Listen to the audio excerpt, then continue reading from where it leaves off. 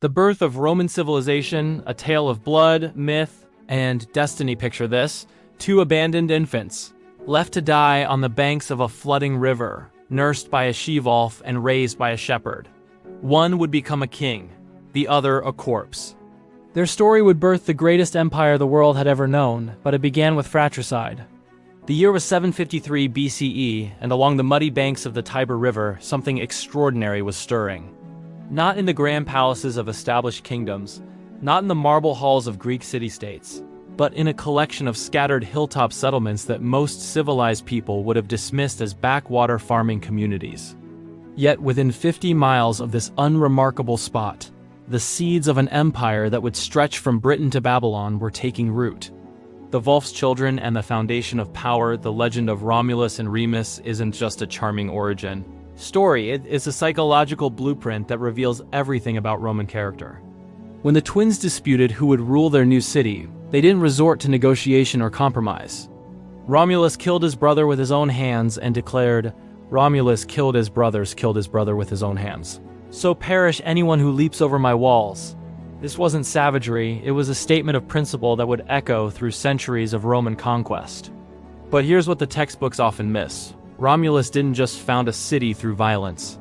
He built it through radical inclusion. In a masterstroke of political genius that modern nations still struggle to replicate, he declared Rome an asylum for outcasts, refugees, criminals, and freed slaves. His message was simple: come to Rome and you can become Romang. This wasn't mere generosity, it was demographic warfare. While other ancient cities jealously guarded citizenship, Rome was actively manufacturing citizens. The results were immediate and shocking. Within a generation, this upstart settlement had transformed from a cluster of mud huts into a regional power that neighboring kingdoms could ignore. The secret wasn't superior weapons or natural resources, it was Rome's revolutionary approach to identity and belonging.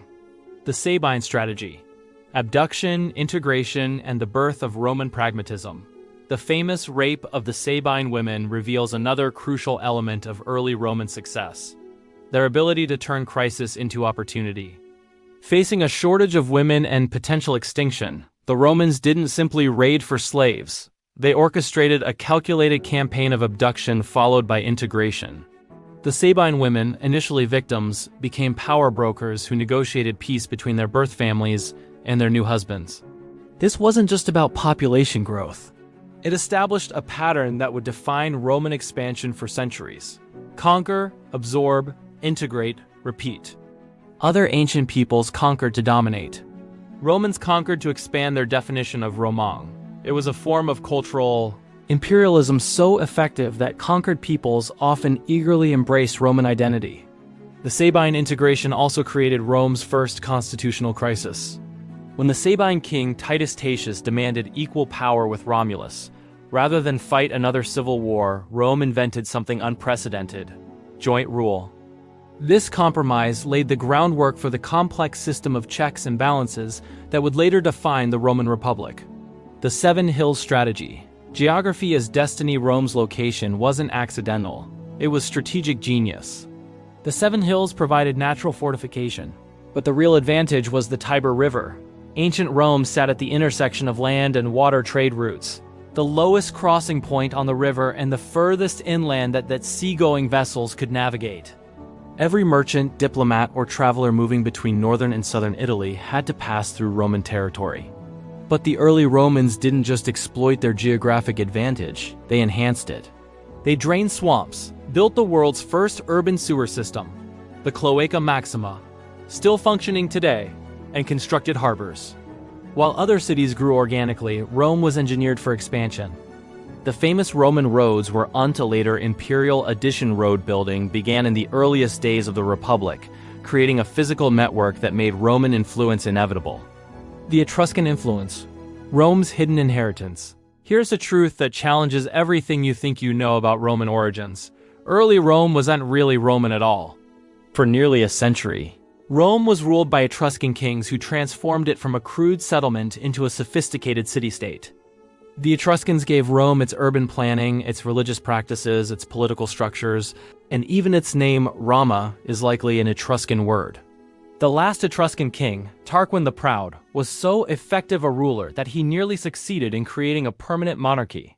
His downfall came not from military failure, but from a single act of personal excess, the rape of Lucretia by his son, Sextus Tarquinius.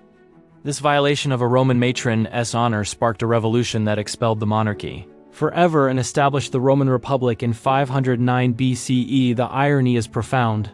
Rome's greatest political innovation, republican government, emerged not from philosophical idealism, but from sexual outrage. The Romans didn't reject monarchy because they believed in democracy. They rejected it because they believed in honor. The Republican Revolution. Power divided, empire multiplied.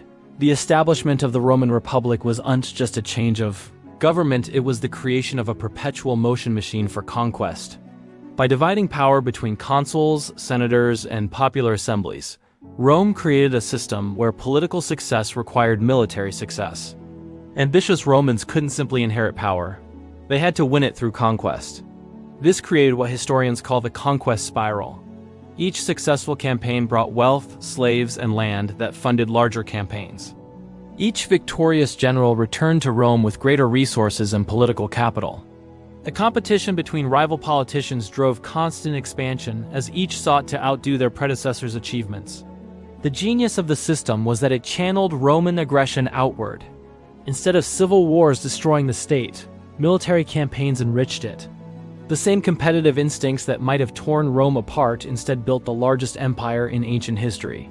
The secret of Roman resilience: controlled catastrophe. What truly distinguished early Rome wasn't its victories, it was its defeats. When most ancient cities faced military disasters, they surrendered, were destroyed, or faded into irrelevance. Rome transformed catastrophes into opportunities for reinvention.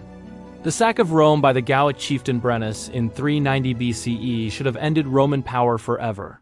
Instead, the Romans rebuilt stronger, developed new military tactics, and expanded their alliance system to prevent future invasions. Each crisis forced innovation, adaptation, and growth. This pattern of resilience through catastrophe became Rome's signature characteristic. Where other civilizations sought stability, Rome embraced controlled instability that drove continuous expansion and adaptation. It was a civilization designed not just to survive but to metabolize disaster into strength. The foundation of forever, by 264 BCE, just 5 centuries after Romulus allegedly killed Remus, Rome controlled most of the Italian peninsula and was preparing to challenge Carthage for dominance of the Mediterranean. What began as a single city had become a confederation of hundreds of allied communities, all bound by Roman citizenship, Roman law, and Roman ambition. The birth of Roman civilization wasn't a single moment, but a process, a relentless expansion of identity, territory, and possibility that transformed the ancient world.